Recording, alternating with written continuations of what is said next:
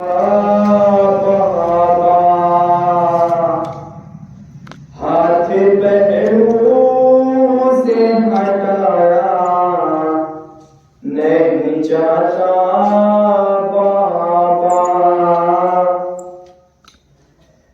میری تعظیم نہ کی ہاتھ اٹھایا اس نے، سامنے بیٹوں کے تو کہہ کے بلایا اس نے، بھولوں کیسے میں غلاموں کا رویہ بابا، ہاتھ پہلو سے ہٹایا نہیں جاتا بابا،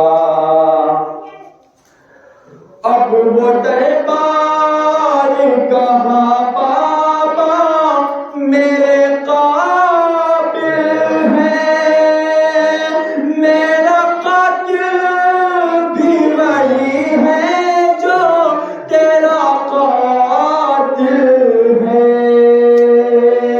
اب وہ دربار کہاں بابا میرے قابل ہے، میرا قاتل بھی وہی ہے جو تیرا قاتل ہے، تیرے قاتل نے مجھے مارا تماچا بابا، ہاتھ پہلو سے ہٹایا نہیں جاتا بابا،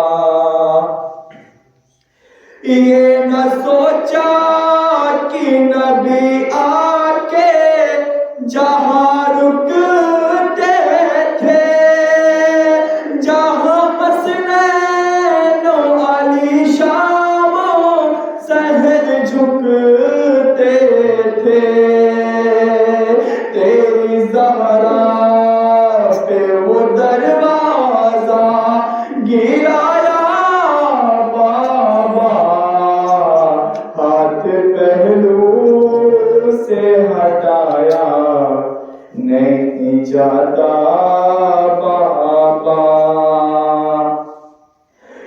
رس سرتاج کی شہر کے کاری روتی ہے، ان کی تلوار بھی اب زیر زمین ہوتی ہے، چھپ کے کرتے ہیں علی رات کو گریا بابا، ہاتھ پہلو سے ہٹایا نہیں جاتا بابا، درد اتنے ہیں کس میں سارے سناؤں کیسے، زخم ایسے ہیں کہ ہے درد کو دکھاؤں کیسے، سارے زخموں کی گواہ ہے میری فضا بابا، ہاتھ پہلو سے ہٹایا نہیں جاتا بابا، میری تعظیم نہ کی ہاتھ اٹھایا اس نے، سامنے بیٹوں کے تو کہہ کے بلایا اس نے، بھول کیسے میں غلاموں کا رویہ بابا، ہاتھ پہلو سے ہٹایا نہیں جاتا بابا،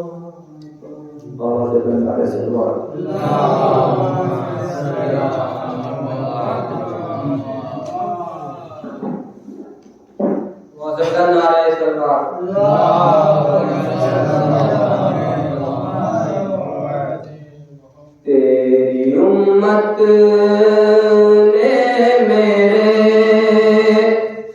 در کو جلایا بابا ہے تیری امت نے میرے در کو جلایا بابا ہے پھر وہ جلتا ہوا در مجھ پہ گرایا بابا ہے تیری امت نے میرے راکھ تھی شعلے تھے صحن میں ہوئے بچے یا دھواں راکھ تھی شعلے تھے صحن میں ہوئے بچے یا دھواں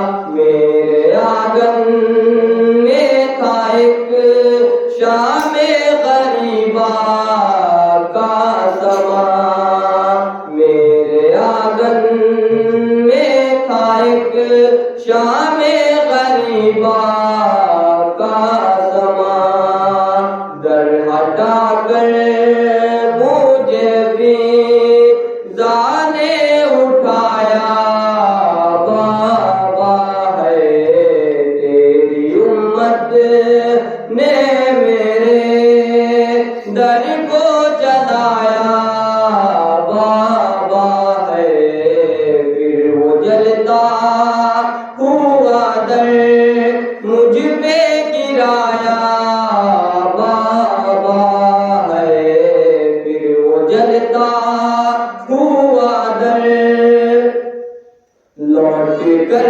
آئی تو چہرہ بھی میرا زخمی تھا لوٹ کر آئی تو چہرہ بھی میرا زخمی تھا میری زینب کو میری پیشی کا پہلا نوحہ ہے میری زینب کو میری پیشی کا پہلا نوحہ ہے میرے بالوں کی سفیدی نے سنایا بابا ہے تیری امت نے میرے در کو جلایا بابا ہے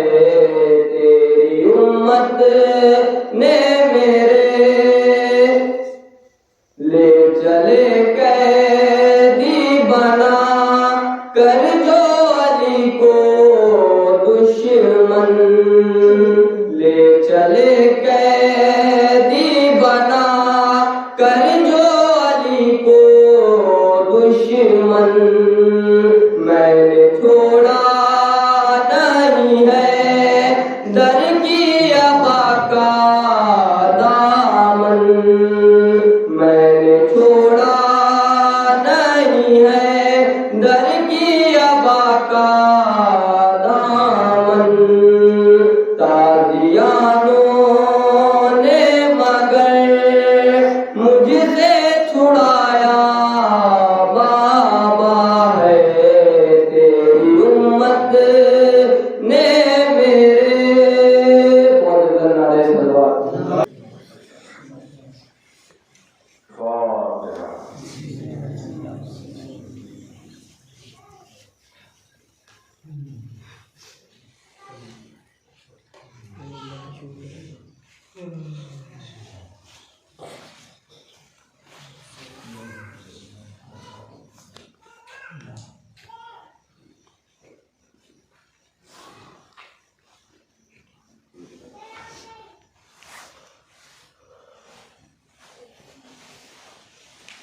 لا حول ولا قوة إلا بالله العلي العظيم. أعوذ بالله من الشيطان الرجيم. بسم الله الرحمن الرحيم. نعم الله مولا ونعم النصير حسبنا الله ونعم الوكيل الحمد لله رب العالمين والصلاة والسلام على سيد الأنبياء والمرسلين سيدنا ونبينا وشفيع ذنوبنا ومولانا أبي القاسم محمد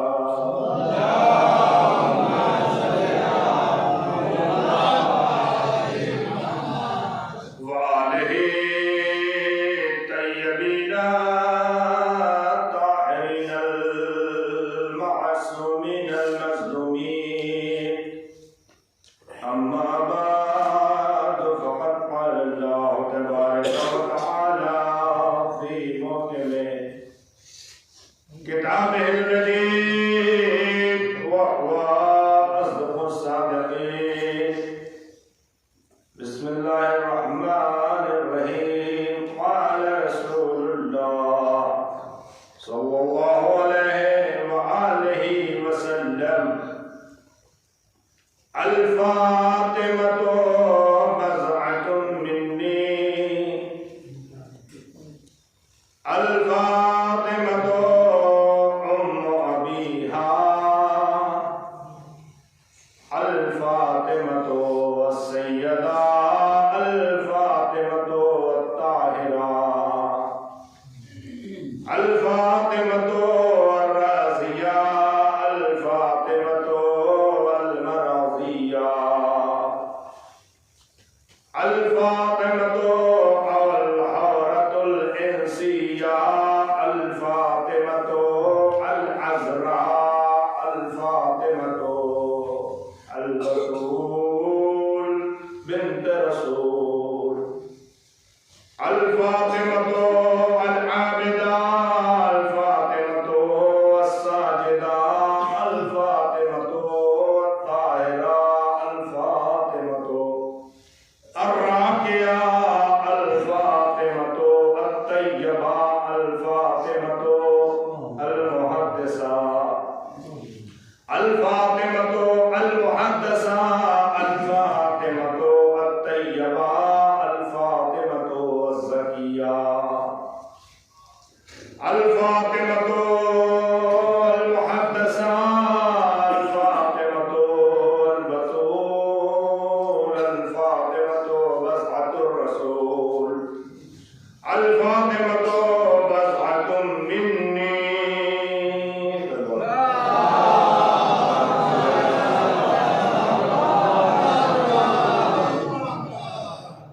اللہ نے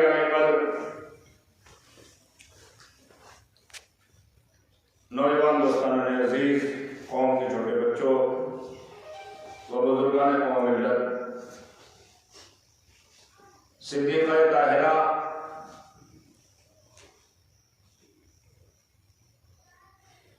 کی ایسی عظمت ہے کہ اگر تمام سمندر روشنائی بن جائیں تمام دنیا کے اشیاء قلم بن جائیں اور جن و انس فاطمہ کے فضائل و مناقب لکھنے بیٹھ جائیں تو فاطمہ کے فضائل تمام ہونے والے نہیں. اس لیے قرآن کہہ رہا ہے کہ ہر شے کا وجود پانی سے. اللہ نے دنیا کی جو خلقت کی ہے، خلقت میں جو سبب بنایا ہے وہ پانی کو بنایا ہے. اگر پانی ایک درخت کو پانی نہ دیا جائے، پانی نہ ملے، تو وہ درخت پانی کے نہ ملنے کے سبب سوکھ جائے. ایک پیاسے انسان کو اگر پانی نہ پلایا جائے تو وہ پیاسا انسان کب تک اپنی پیاس کو برداشت کرے گا؟ ایک منزل وہ آئے گی کہ پیاسا دم توڑ کر مر جائے. یہ ہری بھری کھیتیاں جو آپ کی نظروں کے سامنے ہیں، یہ سبزے جو لہلہا رہے ہیں، یہ ہرے بھرے درخت، آپ دیکھیے کوئی چیز اللہ نے بے سبب نہیں خلق کی ہے. یہ زمین پر اگی ہوئی گھاس، اسے آپ معمولی نہ سمجھیے. ہر شے کی ایک حیثیت ہے، ہر شے کی ایک قیمت ہے. اللہ نے اشرف مخلوق آپ کو بنایا ہے، مگر جتنی بھی چیزیں اللہ نے خلق کی ہیں، کسی بھی چیز کو بے سبب نہیں خلق کیا. ہر شے کو اللہ نے خلق کیا ہے، ہر چیز کو اللہ نے پیدا کیا ہے. تو چیزوں کے پیدا کرنے میں اللہ کی مشیت ہے، اللہ کا فلسفہ ہے. مگر ہر شے کے وجود کو جو اللہ نے حیات عطا کی ہے، وہ پانی کے ذریعے سے عطا کی ہے. بہت توجہ رکھیے گا. تو کائنات میں جتنی چیزیں ہیں، درخت، کھیتیاں، یہ گھاس، یہ گنچے، یہ باغ، یہ باغیچے، جتنی بھی چیزیں ہیں، سب کا وجود، سب کی حیات کا ذریعہ اللہ نے پانی کو بنایا. اللہ نے پہلے پانی کو خلق کیا اپنی قدرت سے، پھر پانی کے ذریعے سے اللہ نے حیات کے سلسلے کو آگے بڑھایا. یہ جو بہتے ہوئے سمندر، یہ بہتے ہوئے سمندر میں کشتیاں، یہ موجیں مارتا ہوا سمندر، یہ ٹھاٹھے مارتا ہوا سمندر، ان سمندر کی تہوں میں آپ کے رزق کے اسباب اللہ نے فراہم کیے. بے شمار مچھلیاں، ایسی ایسی مچھلیاں کہ جنہیں کھا کر آپ اپنے شکم کو بھرتے ہیں. کیا اللہ کا یہ احسان نہیں ہے؟ وہ پروردگار کتنا رحیم ہے، کتنا کریم ہے کہ سمندر کی 7 تہوں میں بھی مچھلیوں کو رزق دیتا ہے. وہ اللہ کتنا کریم ہے، اس کی قدرت کے جلوے کہاں تک پھیلے ہوئے ہیں کہ 7 سمندر کی تہوں میں مچھلیوں کو رزق دینے والا پروردگار، ان مچھلیوں کی پکار 7 سمندر کی تہوں میں سننے والا پروردگار. جب میرا پروردگار اتنا رحیم اور کریم ہے کہ سمندر کی تہوں میں رہنے والی مچھلیوں کو رزق بھی دیتا ہے، ان کی آواز کو بھی سنتا ہے، تو وہ پروردگار ہم سے کتنی محبت کرتا ہوگا، وہ پروردگار ہمارے اوپر کتنا مہربان ہوگا. جس پروردگار نے ہمیں تمام نعمتیں عطا کی ہیں، اللہ نے پھلوں کو پیدا کیا، ہمارا رزق بنایا انہیں. اللہ نے جو گندم تمام اشیاء کھانے پینے کی پیدا کی، وہ ہمارے لیے ہماری حیات کا ذریعہ بنایا. ہم اللہ کی بے شمار نعمتوں کو روز کھاتے ہیں. جب ہم اللہ کی بے شمار نعمتوں کو کھاتے ہیں تو ان نعمتوں کے شکر کے اب تقاضا ہے کہ جب ہم اللہ کی نعمتوں کو کھاتے ہیں تو شکر کس کے ذریعے سے ادا کیا جائے. اس کا مطلب یہ ہے کہ اللہ کی بے شمار نعمتیں، وہ اللہ کتنا کریم ہے کہ جس نے ہزاروں ہزار نعمتیں ہمارے لیے پیدا کی ہیں، تو کیا ہم اللہ کی بارگاہ میں سجدہ ریز ہو کر اس کا ان نعمتوں کا شکریہ ادا نہیں کر سکتے؟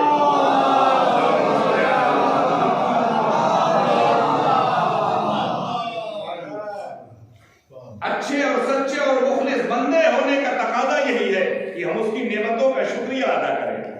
اور اس کی نعمتوں کا شکریہ کیسے ادا کیا جائے؟ یعنی نماز کے ذریعے سے اللہ کی نعمتوں کا شکریہ ادا کیا جائے.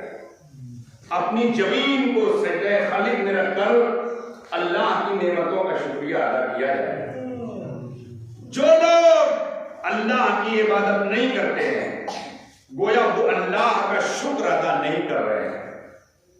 اللہ نے رزق سب کو دے رہا، اللہ کو ضرورت نہیں کسی کی. ہاں یہ ضرورت ہے کہ ہم اس کے بندے ہیں. اس نے ہمارے لیے اتنی چیزیں فراہم کی، ہمارے اوپر اتنا مہربان ہے وہ پروردگار، تو ہم اپنے سچے ہونے کا ثبوت پیش کریں. ہم شکر گزار بندے بنے، نافرمان بندے نہ بنے. شکر گزار بندے بنیں گے تو اللہ اپنی بارگاہ میں ہمیں اجر عطا کرے گا. اگر آج ہم اللہ کا شکر نہیں کریں گے تو کل ہم سے مواخذہ ہوگا، کل سوال ہوگا کہ تم کو طرح طرح کی نعمتیں ہم نے دی، تمہارے لیے سارے اسباب مہیا کیے، تم کتنے ناشکرے ہو گئے تھے کہ تم ہماری نعمتوں کو کھاتے رہے، ہماری زمین پر چلتے رہے اور اکڑتے رہے، تم نے ایک سجدہ سجدہ بھی نہیں کیا. تو ہر شے کے وجود کی بقا کا دار و مدار اللہ نے رکھا پانی پر. ہر شے کے وجود اور بقا کا دار و مدار اللہ نے رکھا پانی پر. انسان کی خلقت پانی سے، حیوان کی خلقت پانی سے، کھیتیوں کو لہلہانا، سبزوں کو لہلہانا، پھلوں کو سورج کی تابانی سے پک جانا، یہ ساری نعمات الہیہ، سارے فیوز و برکات خدا کی طرف سے بندوں کے لیے. ہر شے کا وجود اللہ نے پانی سے رکھا، ہر شے کی بقا اللہ نے پانی سے رکھی. پہلے پانی کو خلق کیا، پھر پانی سے ساری ہر ذی حیات کو حیات عطا کی. توجہ رکھیے گا، اس پانی کے ذریعے اللہ نے پوری دنیا کے وجود کو برقرار رکھا، اور پانی کو اللہ نے جناب فاطمہ کا حق بہر قرار دیا. سلوات پڑھتے ہیں پڑھتے ہیں.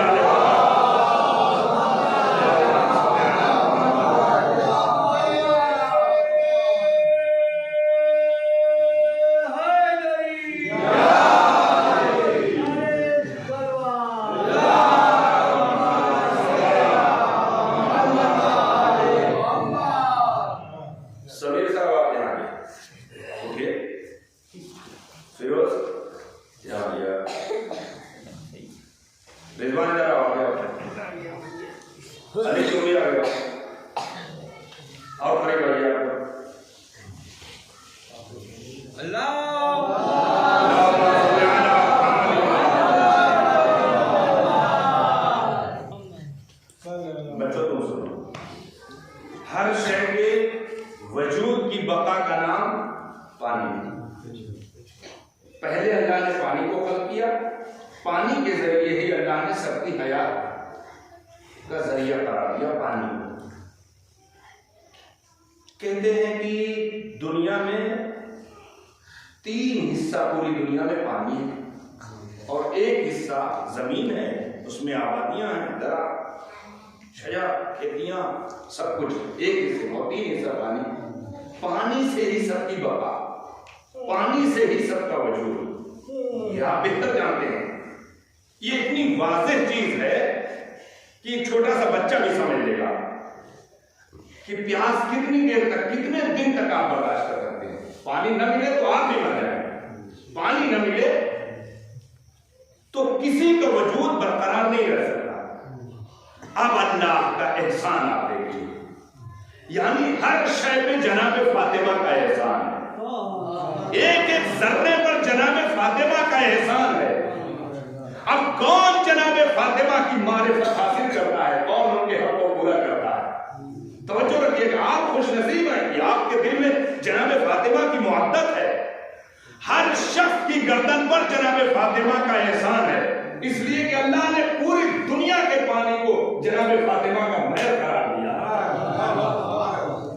یعنی یہ پانی جو ہے جناب فاطمہ کے حق مہر میں اللہ نے خلق کیا. تو یعنی ہر شے کی گردن پر جناب فاطمہ کا احسان ہے.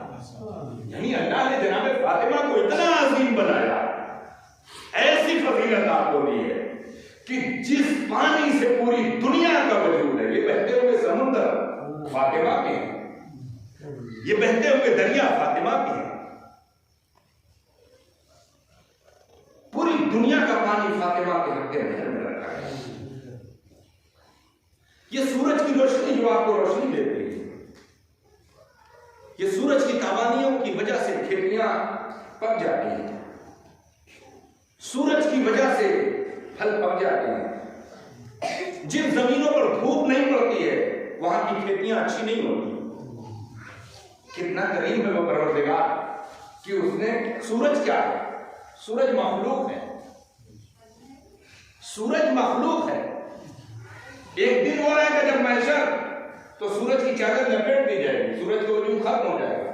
جیسے آپ کو اور ہم کو موت آ رہی ہے، آئے گی، سورج کو بھی مار دیا جائے گا، یعنی سورج کی چادر لپیٹ دی جائے گی. یہ جو پوری دنیا کو روشن کر رہا ہے، کل اس کا سلسلہ ختم ہو جائے گا.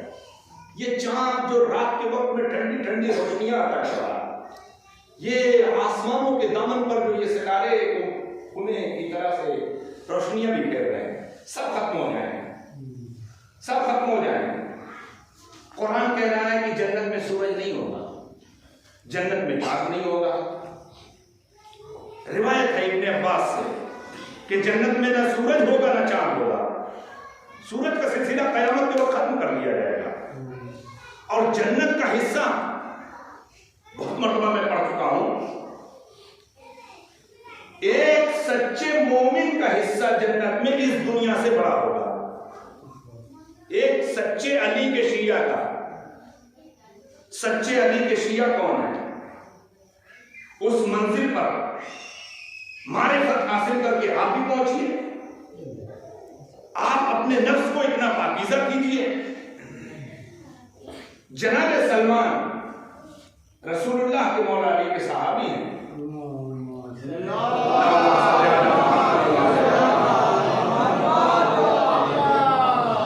صدیقہ طاہرہ کے گھر کے غلام۔ جب سارا زمانہ فاطمہ کا دشمن ہو گیا تھا، اس وقت سلمان حق علی کا دفاع کر رہے تھے۔ جب سارا زمانہ دشمن ہو گیا تھا، ابو ذر حق علی کا دفاع کر رہے تھے۔ یعنی انہوں نے بتایا کہ زمانہ چھوڑ دے تو چھوڑ دے، مگر جو مولا کو چھوڑ دے گا وہ کہیں کا نہیں رہے گا۔ سلمان کے لیے روایت کہتی ہے کہ سلمان کا حصہ جنت میں اس دنیا سے کہیں زیادہ ہوگا۔ جب ایک سلمان کا حصہ جنت میں، اتنی بڑی دنیا، اس میں جتنے بھی بیٹھے ہیں کسی کو نہیں معلوم ہے کہ دنیا کا رقبہ کتنا ہے، کتنی بڑی دنیا ہے، اس لیے کہ دنیا کا دائرہ پھیلا ہوا ہے، اور اس اتنی بڑی دنیا سے زیادہ ایک آدمی کا حصہ ہے، تو جنت کتنی بڑی ہوگی۔ پوری دنیا کو یہ سورج روشن کیے ہوئے ہے۔ قرآن کہہ رہا جنت میں سورج نہیں ہوگا، جنت میں چاند نہیں ہوگا، اور جنت روشن بھی رہے گی، جنت جگمگائے گی بھی۔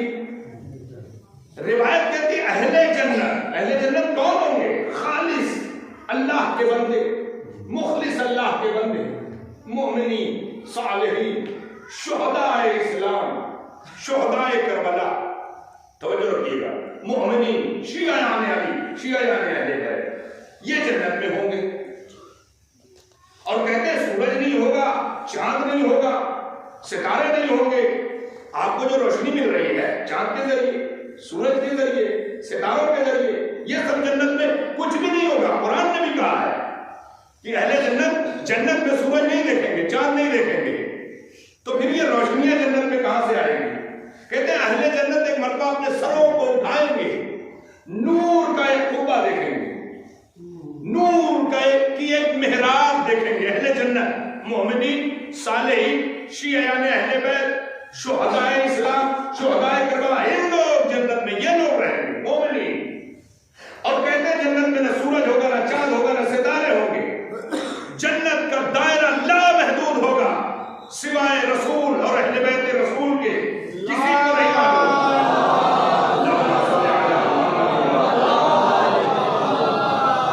کسی کو نہیں معلوم کہ جنت کی حد کتنی ہے، لا محدود جنت کا دائرہ ہوگا، اور ساری جنت روشن ہوگی۔ اہل بیت جنت اپنے سروں کو اٹھائیں گے اور اپنے سروں کی طرف دیکھیں گے، جس طرف بھی دیکھیں گے جنت روشنی سے بھری ہوگی، جنت نور سے بھری ہوگی۔ ایک مرتبہ اہل جنت کہیں گے پروردگار، دنیا میں ہم سورج دیکھ کے آئے تھے، دنیا میں ہم چاند اور ستارے دیکھ کے آئے تھے، اور جنت میں نہ چاند ہے نہ سورج ہے، اور پوری جنت روشن ہے، ہر طرف سے ہمیں روشنی نظر آ رہی ہے، چاند نظر نہیں آ رہا، سورج نظر نہیں آ رہا۔ توجہ فرمائیے گا، اہل جنت اپنے دل ہی دل میں کہیں گے پروردگار، دنیا میں ہم سورج دیکھ کے آئے، چاند دیکھ کے آئے، ستارے دیکھ کے آئے، اور اتنی لامحدود جنت میں، اتنی بڑی جنت میں نہ چاند ہے، نہ ستارے ہیں، نہ سورج ہے، اور جنت روشن ہے، یہ روشنی ہمیں کہاں سے ملے گی؟ ایک مرتبہ آواز روایت کہتی ہے، آواز قدرت آئے گی، جبریل، جبریل اہل جنت کو بتا دو، اہل جنت کو خبر کر دو کہ یہ چاند اور سورج کی روشنی نہیں ہے، بلکہ اہل جنت کو بتا دو یہ پوری جنت جو روشن ہے اس وقت فاطمہ اور علی کے تبسم کی وجہ سے ہے۔ صلوات پڑھ دیں۔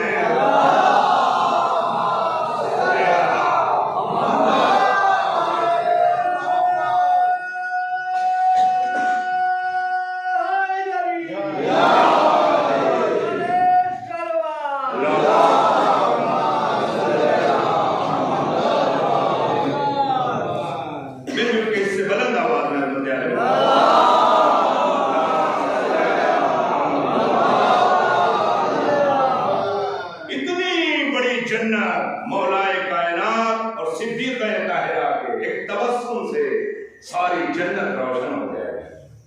جس فاطمہ کے، جس علی کے تبسم کا یہ اثر ہو کہ پوری جنت روشن ہو جائے. جس فاطمہ کے یہ فضائل ہو، جس فاطمہ کی یہ عظمت ہو. رسول اللہ بار بار جناب فاطمہ کے فضائل اسی لیے منبر سے پڑھ رہے تھے کہ میری امت جان جائے، مسلمان جان جائیں کہ فاطمہ کی کیا عظمت. جناب فاطمہ بابا کے گھر ہے تو آپ کی زندگی کا کوئی جواب نہیں. مولا علی کے گھر پر ہے تو آپ کا کوئی جواب نہیں کائنات میں. فاطمہ جب بیٹی ہے تو فاطمہ جیسی کائنات میں کوئی بیٹی نہیں. فاطمہ جب علی کی زوجہ ہے تو فاطمہ جیسی کائنات کی کوئی خاتون نہیں. نہ فاطمہ سے پہلے، نہ فاطمہ کے بعد، نہ قیامت تک کوئی ثانی نہیں. آپ سے ایک سوال کرتا ہوں، آپ بتائیے آپ کی بیٹی کیا اپنی ماں سے افضل ہو سکتی ہے؟ بتائیے. ماں ہونے کا جو شرف ہے، ماں ہونے کا جو شرف ہے وہ تنہا ماں کو جاتا ہے. اس لیے کوئی بھی بیٹی کسی بھی منزلت پر پہنچ جائے، کسی بھی عظمت میں پہنچ جائے، اپنی ماں سے افضل نہیں ہو سکتی. مگر فاطمہ کائنات کی ایسی سیدہ ہیں. روایت کہتی ہے جناب خدیجہ الکبریٰ آپ کی عظمت کا کوئی جواب نہیں ہے.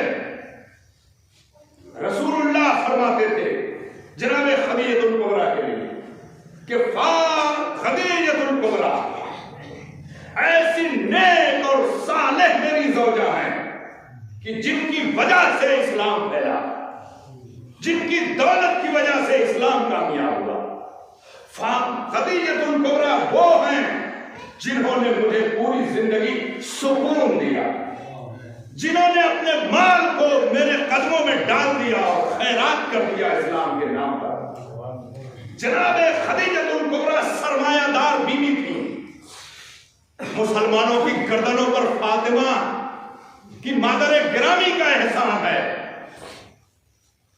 یہ دنیا کا کسی بھی طبقے کا، کسی بھی فرقے کا مسلمان ہو، اس نے جناب فاطمہ کی مادر گرامی کے دسترخوان پر روٹیاں توڑی ہیں.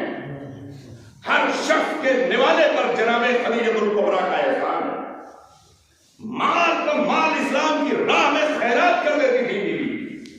ایک مرتبہ اتنا مال دیکھا، جناب خدیجہ الکبریٰ نے اپنے غلاموں اور کنیزوں سے کہا اس مال کو میرے نبی کے قدموں میں ڈال دو، اس لیے کہ یہ مال جب درمیان میں حائل ہوتا ہے تو یہ مال مجھے اچھا نہیں لگتا ہے. اس لیے کہ میں نبی کے سامنے نہ دنیا کو دیکھنا چاہتی ہوں نہ مال کو دیکھنا چاہتی ہوں. رسول اللہ جناب خدیجہ الکبریٰ کی عظمت میں فرما رہے ہیں کہ خدیجہ جیسی کائنات میں کوئی خاتون نہیں، مریم جیسی کائنات میں کوئی خاتون نہیں، سارا جیسی کوئی خاتون نہیں. توجہ فرمائیے. ہاجرہ جیسی کوئی بیوی نہیں. یہ جنتی بیویاں ہیں، مگر افضلیت حضرت حوا آپ کی بھی بڑی فضیلت ہے جناب آدم کی زوجہ. توجہ رکھیے گا. یہ جنتی خواتین ہیں، مگر ان بیویوں میں بھی جناب خدیجہ الکبریٰ کو افضلیت حاصل ہے، اس لیے کہ آپ قلب پیغمبر کے سکون کا باعث تھی. آپ کی وہ عظمت ہے کہ آپ معصوم دو عالم کی مادر گرامی ہیں. کائنات میں کوئی بیٹی اپنی ماں سے افضل نہیں ہو سکتی، مگر فاطمہ ایک لوتی بیٹی ہے جو اپنی ماں سے بھی افضل ہے. یہ ہے فاطمہ کا شرف. اس لیے کہ فاطمہ سیدۃ النساء العالمین، فاطمہ خاتون جنت ہے، تمام عالمین کی عورتوں کی سردار ہے. اس لیے کہتا ہے فاطمہ خاتون جنت ہے.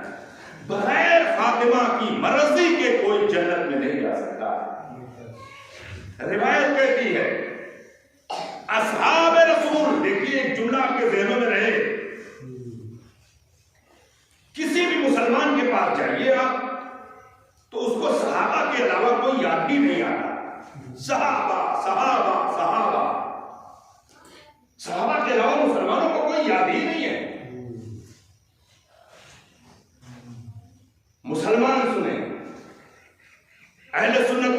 کے بڑے بڑے علماء لکھتے ہیں، اہل سنت والجماعت کے بہت بڑے عالم دین محدث دہلوی، شاہ عبدالعزیز محدث دہلوی، مدارج النبوت ان کی کتاب، وہ لکھتے ہیں کہ جب مدینے میں، مکے میں جنگ کے میدان میں یا کبھی بھی رسول اللہ کی بارگاہ میں اصحاب آتے تھے اور آنے کے بعد آپ کو سلام کرتے تھے، سلام کرنے کے بعد کہتے تھے یا رسول اللہ، میرے ماں باپ آپ کا قربان ہو جائیں۔ یہ ہے صحابیت، یہ ہے انداز ادب۔ توجہ رکھیے گا، فاطمہ کیا ہے، صحابیت کی حیثیت کیا ہے اور فاطمہ کی عظمت کیا ہے۔ صحابیت جب رسول کی بارگاہ میں آتی ہے تو سلام کے بعد کہتی یا رسول اللہ۔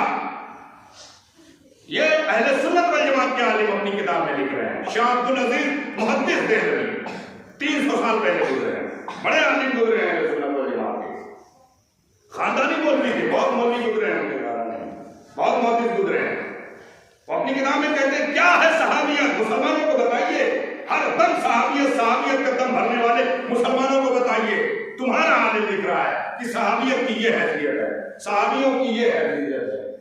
جب بھی کوئی صحابی، جب بھی اصحاب آتے تھے رسول اللہ کی بارگاہ، یا رسول اللہ آپ پر میرا سلام، رسول جواب سلام دیتے تھے۔ احترام میں اصحاب کہتے تھے، انصار کہتے تھے، مہاجرین کہتے تھے یا رسول اللہ، میرے ماں باپ آپ پر قربان ہو جائیں، فدا ہو جائیں۔ شاہ عبدالعزیز محدث دہلوی لکھتے ہیں کہ مگر جب رسول اللہ اپنے گھر سے اٹھ کر فاطمہ کے دروازے پر آتے تھے تو فاطمہ کو سلام کرتے تھے اور کہتے تھے السلام علیکم یا اہل بیت النبوہ، اے فاطمہ تم پر میرے ماں باپ قربان ہو جائیں۔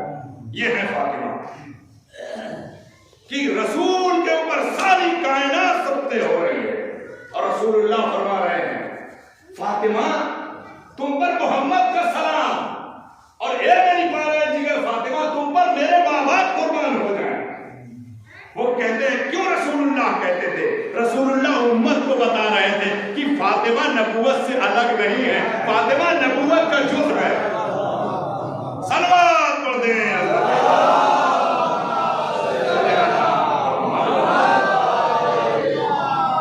فاطمہ ولایت مصطفیٰ ہیں، فاطمہ جزو رسول ہیں، فاطمہ عصمت الرسول ہیں۔ یعنی نبوت وہ ہوتی ہے جس پر ہر کوئی قربان ہو جائے۔ صحابیت کا دم بھرنے والے مسلمانوں فاطمہ کی معرفت حاصل کرو، فاطمہ کی عظمت کو پہچانو۔ کیا ہے فاطمہ؟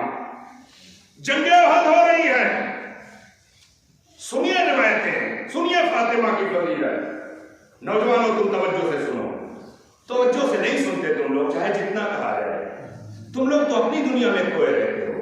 اللہ تمہیں توفیق دے کہ فاطمہ کے فضائل سن سکو۔ توجہ سے سنا کرو، 1 گھنٹے کا وقت نکال کے آیا کرو ان مجلسوں کے لیے۔ اپنی 24 گھنٹے کی حیات میں جو اللہ نے ایک سیکنڈ اللہ نے مہلت دی ہے، ایک سیکنڈ اللہ کی نعمت ہے، تو یہ جو 24 گھنٹے ہیں آپ کے پاس، اس میں سے جب تک مجالس فاطمیہ کا سلسلہ ہے 1 گھنٹے تم اپنا قیمتی نکال کر آؤ، تو 1 سیکنڈ کے لیے بھی تمہارا ذہن کہیں نہیں ہونا چاہیے، صرف فاطمہ زہرا کی ذات کو مرکز بناؤ اور جناب فاطمہ کی معرفت حاصل کرو۔ صحابیت کا دم بھرنے والے مسلمانوں کو بتاؤ کیا ہے فاطمہ۔ جوانوں توجہ، بچوں توجہ، جنگ احد ہو رہی ہے، جنگ احد۔ اسلام کی پہلی جنگ کون سی ہے؟ کون بتائے گا جوان؟ آپ روز مجلسوں میں سنتے ہیں اسلام کی سب سے پہلی جنگ کون؟ بچوں سے پوچھ رہا ہوں، جنگ بدر اسلام کی پہلی جنگ ہے، جنگ بدر۔ کس نے لڑی یہ جنگ؟ ابو سفیان۔ ابو سفیان کون ہے معلوم؟ یہ ہے بنی امیہ، جسے شجرہ خبیثہ قرآن نے کہا، بنی امیہ۔ ہمارے نبی کے شجرے کو اللہ نے شجرہ طیبہ کہا ہے۔ قرآن جسے طیبہ کہے وہ ہے محمد، وہ ہے اہل بیت۔ جسے قرآن خبیثہ کہے، شجرہ خبیثہ، شجرہ ملعونہ، وہ ہے بنی امیہ، وہ ہے بنی امیہ کے پیروکار۔ صلوات پڑھیں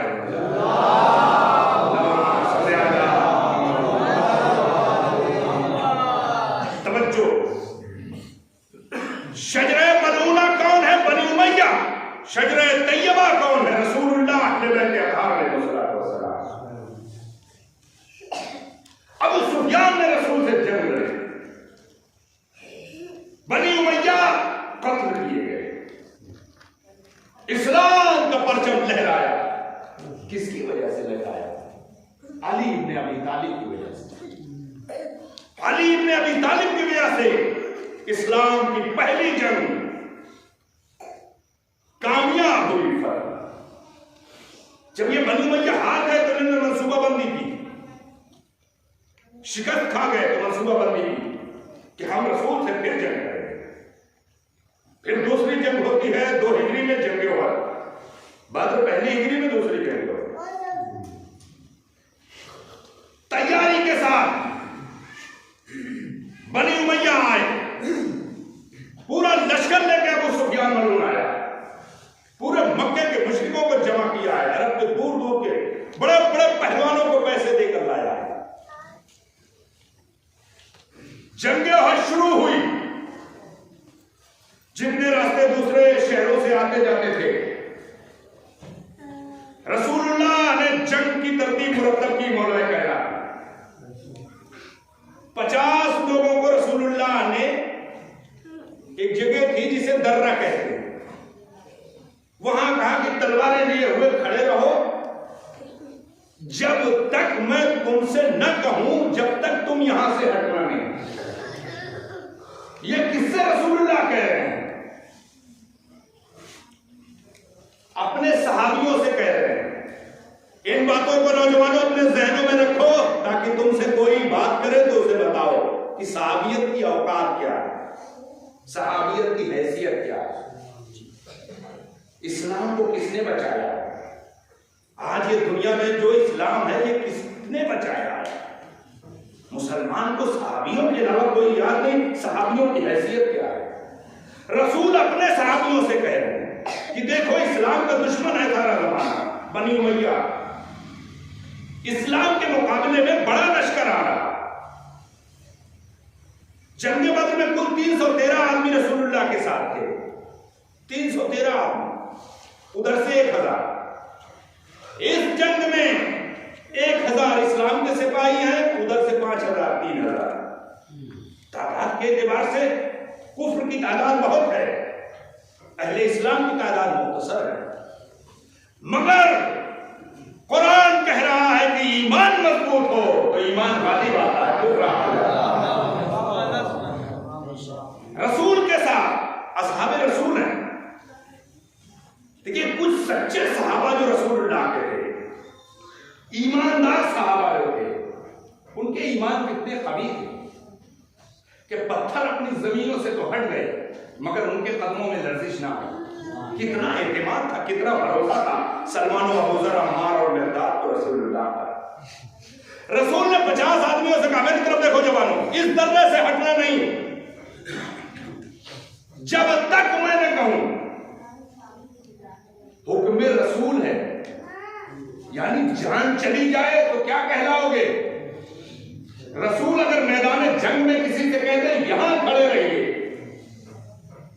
تو سپاہیوں پر صحابیوں میں کیا فرض ہے کہ جہاں رسول نے کہہ دیا وہیں کھڑے رہنا ہے۔ اگر قتل بھی ہو گئے تو شہادت کے درجے پر فائز ہوں گے، اس لیے کہ یہ ہے جہاد، اسلام کی حفاظت کے لیے ہو رہا ہے جہاد اور حکم رسول ہے۔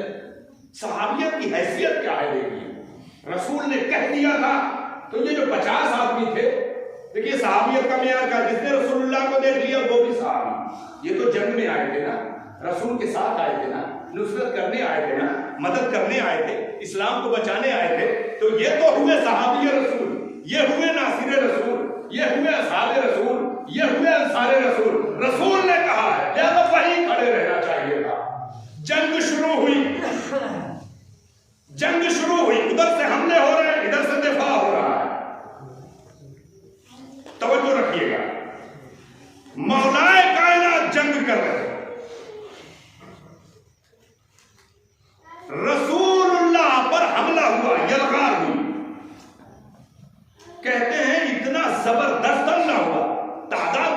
اعتبار سے اسلام کا لشکر چھوٹا سا ہے، کفر کا لشکر، مشرکوں کا لشکر، ابو سفیان ملعون کا لشکر زیادہ ہے۔ رسول نے راستے میں روکا تھا 50 سپاہیوں کو اپنے کی، کوئی تاکہ اس طرف سے آ کے حملہ نہ کرنے پائے، اگر کوئی لشکر آتا ہے خلاف تو اس کا دفاع یہ کرے۔ ادھر سے جنگ جاری ہوئی، رسول پر حملہ ہوا۔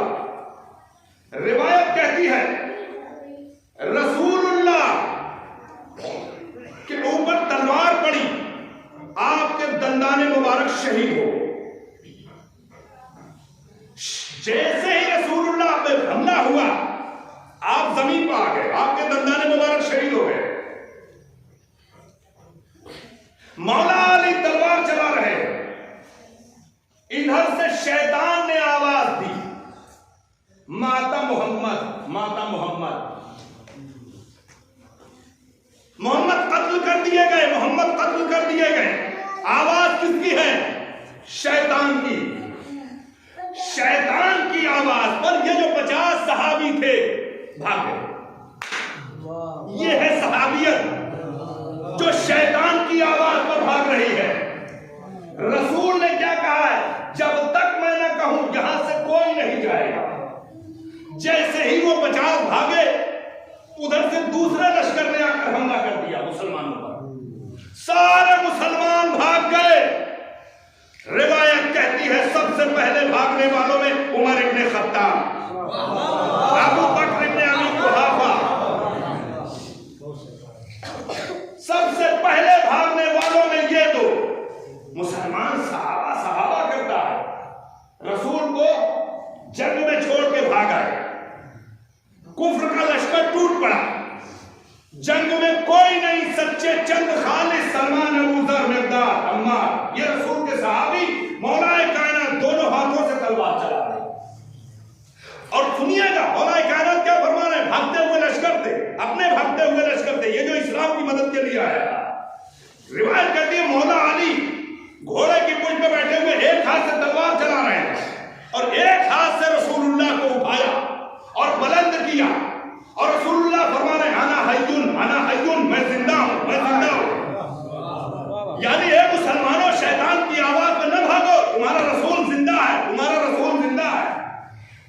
مگر یہ بھاگ گئے۔ مولا علی نے جنگ بھی کی، رسول کی حفاظت بھی کی۔ جناب حمزہ جو رسول اللہ کے چچا تھے، رسول کے شیر کا نام حمزہ، شجاع، بہادر، دلیر، جنگجو، اسلام کے مددگار، سید الشہداء، حضرت حمزہ کی اس جنگ میں شہادت ہو گئی۔ احد کے میدان سے مدینے کا فاصلہ 1 کلومیٹر کا۔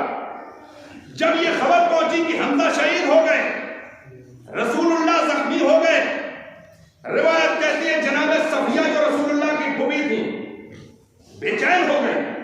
حمزہ کی شہادت ہے، بھائی کی شہادت، اور رسول اللہ زخمی ہو گئے۔ جیسے ہی خبر بنی ہاشم میں پہنچی، روایت کہتی ہے جناب فاطمہ نے سر پہ چادر ڈالی، آپ کے ہمراہ کنیزیں ہیں، بنی ہاشم کی عورتیں ہیں، صفیہ ہیں۔ توجہ فرمائیے گا، کیا ہے فاطمہ، کیا ہے عظمت فاطمہ۔ صحابیت بھاگ گئی رسول کو میدان جنگ میں تنہا چھوڑ کر۔ اسلام کے اکیلے مددگار اور ناصر کا نام علی ہے، جو رسالت کی بھی حفاظت کر رہے ہیں، اسلام کا بھی تحفظ کر رہے ہیں، اسلام کو بھی بچا رہے ہیں، رسول کی بھی مدد کر رہے ہیں۔ توجہ فرمائیے گا، خبر پہنچی، بنی ہاشم کی عورتیں جناب صفیہ صدیقہ طاہرہ احد کے میدان میں تیز قدموں سے چلتی ہوئی آئی۔ جیسے ہی رسول اللہ کو خبر ملی میری بیٹی فاطمہ آ رہی ہے، میری پھوپھی صفیہ آ رہی ہے، رسول اللہ نے فرمایا آیا علی، پھوپھی کو بڑھ کر روکیے۔ کیوں؟ اس لیے کہ چچا شہید ہو گئے، وہ بہن ہے، لہذا بھائی کی شہید لاش کو دیکھ کر برداشت نہیں کر سکیں گی، انہیں پھوپھی کو تسلی دیجیے۔ رسول اللہ کے دندان مبارک سے خون جاری ہے، اور رسول اللہ فرما رہے ہیں فاطمہ کو میرے پاس آنے دیجیے۔ اے علی، فاطمہ سے کہیے میرے پاس آئیں، رسول کی بیٹی ہے، اکلوتی بیٹی ہے فاطمہ۔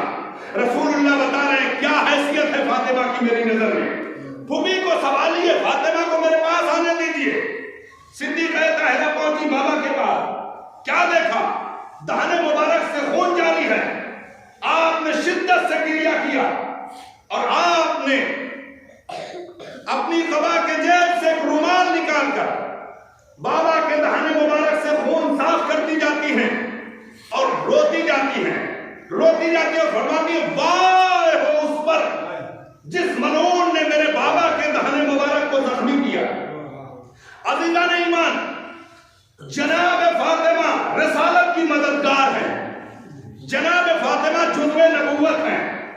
جب صحابیت بھاگ گئی تو فاطمہ نے نبوت کی مدد کی اور دنیا کو بتایا کہ کلمہ پڑھنے والے اور ہوتے ہیں، بذات رسول اور ہوتے ہیں۔ صلوات پڑھتے ہیں۔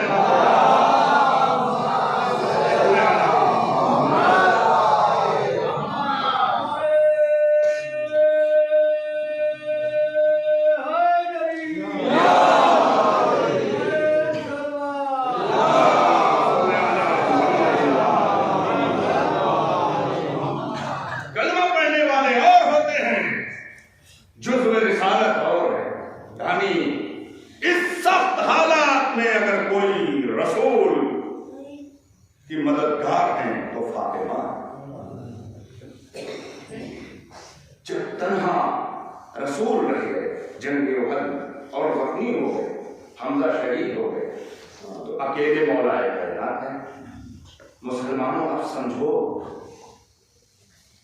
کہ اہل بیت نے کیا دیا ہے اسلام۔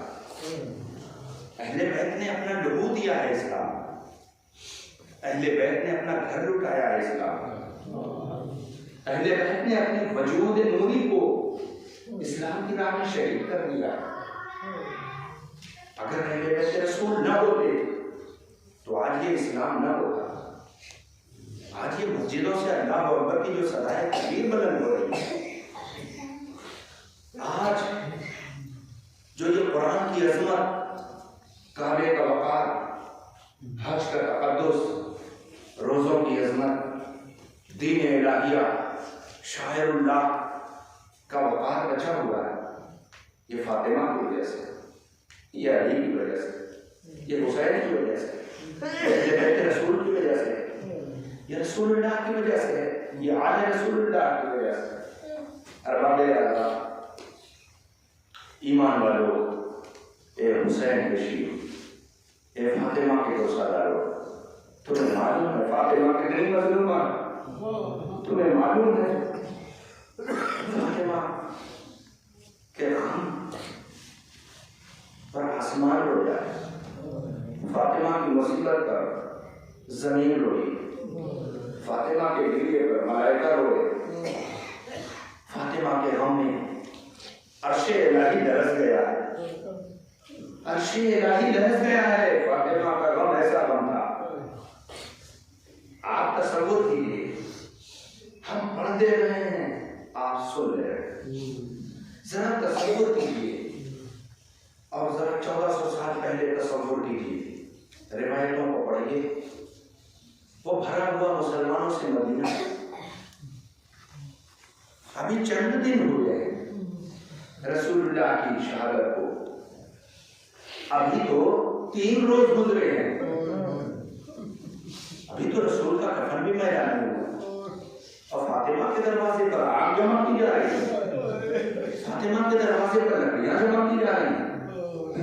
ارباب ایمان، اہل سنت والجماعت کے بڑے بڑے محدثوں نے اور راویوں نے لکھا ہے کہ آگ در فاطمہ پر عمر ابن خطاب نے جمع کروایا، آگ در فاطمہ پر ابو بکر ابن ابی قحافہ نے جمع کروائی، اور عمر ابن خطاب نے اپنے غلام کنز ملعون سے کہا کہ فاطمہ کے گھر میں آگ لگا دو۔ ارباب اللہ، آپ روز مسائل سن رہے ہیں، ایک روایت سن لیجیے، میں استعمال کر رہا ہوں۔ جب دروازہ عمر ابن خطاب ملعون نے جلایا، شہزادی نے بارہا روکا، اس گھر میں آگ لگا رہے ہو، اس گھر میں آگ لگا رہے ہو جہاں تمہارے رسول کی بیٹی رہتی ہے، اس گھر میں آگ لگا رہے ہو جہاں میرے حسن و حسین رسول کے بیٹے رہتے ہیں۔ ارباب ایسا، جہاں قرآن اترا، جہاں وحی الہی کا نزول ہوتا تھا، اس گھر میں آگ لگاؤ گے۔ عمر ابن خطاب ملعون کہتا رہا کہ فاطمہ ہم کچھ بھی نہ سنیں گے، علی سے کہیے گھر سے باہر آئیں۔ تھا علی گھر سے باہر نہیں جائیں گے. ظالموں کا منصوبہ کیا تھا؟ یہ ظالموں کا منصوبہ کیا تھا؟ ظالموں کا منصوبہ یہ تھا کہ علی کو قتل کر دیں, علی کو شہید کر دیں. اللہ اکبر. جب سارا زمانہ امام کا دشمن ہو گیا تو فاطمہ اکیلی مددگار تھی امام کی. فاطمہ نے اپنے وجود کو شہید کر دیا. کیا ہے فاطمہ؟ فاطمہ کو پہچانی ہے باب اعلیٰ کہ امامت کو بچایا ہے فاطمہ نے, امام کو بچایا ہے فاطمہ نے. اور فاطمہ نے ہمیں بھی ایک پیغام دیا قیامت تک کے لیے کہ جب امام پہ وقت پڑ جائے تو گھر میں نہ بیٹھو. فاطمہ نے احتجاج کر کے بتایا, علی کی مدد کر کے بتائی کہ جب امام پہ مصیبت آ جائے تو اپنے وجود کو قربان کر دو, اپنے وجود کو شہید کر دو. اللہ اکبر. شہزادی نے دروازے کو روکا اپنے ہاتھوں سے, مگر آگ لگ گئی, دروازہ چلنے لگا, شعلے بلند ہو گئے. عمر ابن خطاب ملعون نے دروازے پہ ایسی لات ماری جو دروازہ شہزادی کے پہنوں پہ گرا. دروازے کی کیلیں شہزادی کے پہنوں میں پیوست ہو گئی. محسن شہید ہو گئے. یا خذینی یا فضت و خذینی, فضا مجھے سنبھالو, میرا بچہ شہید ہو گیا. ارباب عذاب سنیے گا, روایت کہتی ہے, ایک روایت سن لیجیے, آپ تڑپ جائیں گے اگر محسوس کریں گے. کیا ہے فاطمہ, کیا ہے فاطمہ؟ سارا زمانہ دشمن ہے, سارا شہر دشمن ہے. ارباب عذاب معلوم ہے مولائے کائنات کے گھر میں ظالم چلے آتے جہاں جبریل بغیر اجازت نہیں آتے تھے. اللہ اکبر. گھر چل رہا ہے, مدینے والے اپنے گھروں میں بیٹھے ہیں, مدینے کی عورتیں اپنے گھر کے روشن دانوں سے دیکھ رہی ہیں, مگر کوئی فاطمہ کی مدد کو نہیں آ رہا ہے. اور جناب فاطمہ فرما رہی ہیں, اے مدینے کی عورتوں تم نکلو اپنے گھروں سے. اے انصار و مہاجرین کی عورتیں تم کیوں گھروں میں بیٹھ گئی ہو؟ تمہارے رسول کی بیٹی اکیلی ہو گئی ہے, کیوں اس کی مدد نہیں کرتی ہو؟ اللہ اوپر کوئی مدد کے لیے نہیں آیا. اللہ اوپر شہزادی غش کھا کے گر پڑی, محسن شہید ہوئے. جیسے ہی غش سے بھاگا ہوا پسلیاں ٹوٹ گئی ہے. اللہ اوپر اب کیا منظر دیکھا, ظالموں کا منصوبہ یہ تھا. عمر ابن خطاب کا, ابو بکر ابن ابی قحافہ کا, ان ملائنوں کا منصوبہ یہ تھا علی کو قتل کر دیں. اللہ اکبر. وہ علی کی جس کی دو انگلیوں پہ خیبر کا دروازہ تھا کر آج علی اسلام کے تحفظ کے لیے سر جھکائے کھڑے ہیں, سر جھکائے ہوئے کھڑے ہیں. ایک مرتبہ ظالموں نے علی کے گلے میں رسی کا پھندا ڈال دیا. اللہ اکبر. اس سے بڑا اور مسائل کیا ہو سکتا ہے؟ علی کے گلے میں رسی کا پھندا ڈالا اور علی کو لے کے چلے مسجد کی طرف.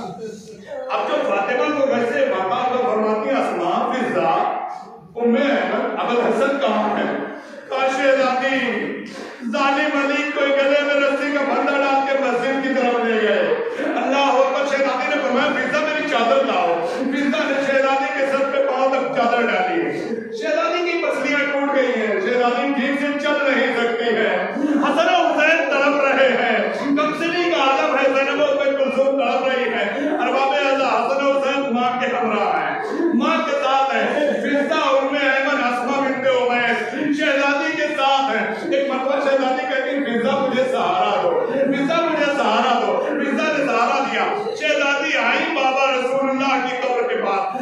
اب جو روایت کہتی ہے کہ شہزادی نے جیسے ہی علی کے گلے میں رسی کا پھندا ڈالا, وہ دیکھا جیسے ہی علی کے گلے میں رسی کا پھندا ڈالا اور علی کے چاروں طرف ظالموں کا مجمع ہے, نیزے تنے ہوئے ہیں, برہنہ تلواریں نکلی ہوئی ہیں. ارباب اعلیٰ علی ظالموں کے نظرے میں گھرے ہوئے ہیں. ایک مرتبہ روایت کہتی ہے شہزادی نے اپنا غم بھلا دیا اور اپنے بابا کی قبر سے خطاب کیا, یا رسول اللہ, یا رسول اللہ, اے میرے بابا, آپ دیکھیے میرے بابا, آپ کی شہادت کے بعد علی مسجد ٹوٹ پڑے. اے میرے بابا, ہائے بابا, اے بابا دیکھیے یہ میرے بچے حسن و حسین کیسے تڑپ رہے ہیں. ارباب اعلیٰ روایت کہتی ہے شہزادی کے ہاتھ میں رسول اللہ کا کرتا تھا. شہزادی نے جب دیکھا کہ ظالموں میں کوئی اثر نہیں ہو رہا ہے, ارباب اعلیٰ شہزادی نے فرمایا خلو ابو الحسن, خلو ابو الحسن, خلو ابو الحسن, ابو الحسن کو چھوڑ دو ورنہ میں رسول کا کرتا اپنے سر پر رکھ لوں گی. ارباب اعلیٰ روایت کہتی ہے ابھی صرف کہا تھا ظالمو علی کو چھوڑ دو ورنہ میں رسول کا کرتا اپنے سر پر رکھ لوں گی. جیسے ہی شہزادی کی زبان مبارک سے اس جملے کا نکلنا تھا سلمان کہتے میں نے دیکھا مدینے کے در و دیوار بلند ہونے لگے, مسجد نبی کی دیواریں بلند ہونے لگی. اب جیسے ہی علی نے یہ منظر دیکھا فرمایا سلمان بنت رسول سے کہہ دو صبر کریں, بنت رسول سے کہہ دو صبر کریں. ارباب اعلیٰ امام بے وقت پڑا فاطمہ نے ظالموں کے نلغے سے علی کو چھڑا لیا.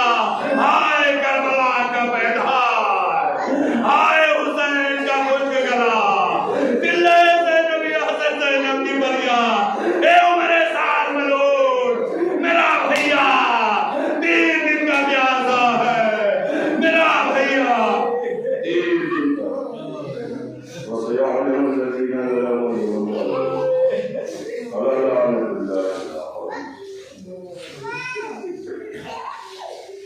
وسيعلم الذين ظلموا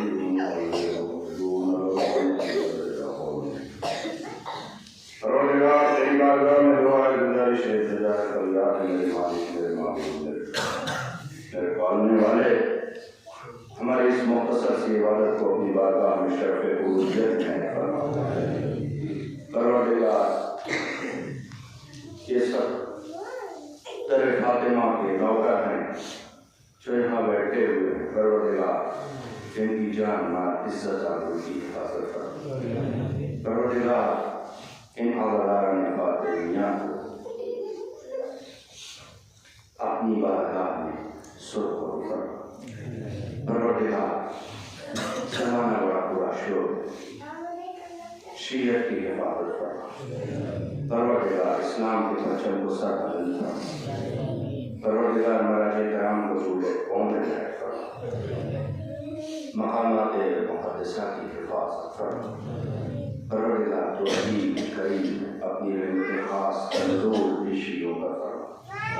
پروردگار شیعوں کی جان مال عزت آبرو کی حفاظت فرما.